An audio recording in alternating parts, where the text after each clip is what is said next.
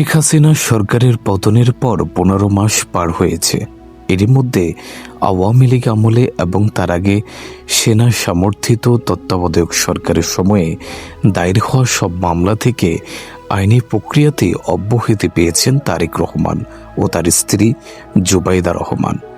পাশাপাশি নিরাপত্তা নিশ্চিতের জন্য বিএনপির দিক থেকে দুটি বুলেট প্রুফ গাড়ি কেনা ও অস্ত্রের লাইসেন্সের আবেদনের খবর সংবাদ মাধ্যমে এসেছে। ফলে মামলা ও নিরাপত্তাজনিত কারণে তার দেশে ফিরতে কোনো বাধা ছিল না।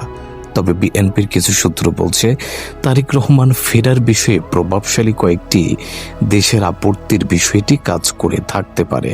তবে কোন দেশ, কেন, কিভাবে তাদের এই আপত্তির কথা জানিয়েছেন তা সূত্রগুলো নিশ্চিত করতে পারেনি। রাজনৈতিক বিশ্লেষক মহিউদ্দিন আহমেদ বলেছেন, ফেসবুক তারেক রহমান বলছেন তাতে মনে হয় দেশে আসার বিষয়টি তার নিজের উপর নির্ভর করে না এবং আরও অনেক ফ্যাক্টর আছে যার উপর তার নিয়ন্ত্রণ নেই। উইকিলিকসের পাশ হওয়া প্রতিবেদনে তারেক রহমানের বিষয়ে যুক্তরাজ্যের আপত্তির বিষয়টি সামনে এসেছিল এবং যে যাই বলুক না কেন, ভারত ও যুক্তরাষ্ট্রের নীতির পরিবর্তন না হলে তারেক রহমান দেশে ফিরবেন কোন ভরসায়? বাংলাদেশের রাজনীতি অনেকটাই নির্ভর করে ভারত ও যুক্তরাষ্ট্রের চাওয়ার উপরে।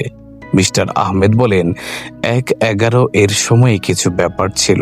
তারেক এক ধরনের মুসলেখা দিয়ে দিয়েছিলেন। খালেদা জিও বলেছিলেন যে তারেক লন্ডনে পড়ালেখা করবেন, রাজনীতি করবেন না।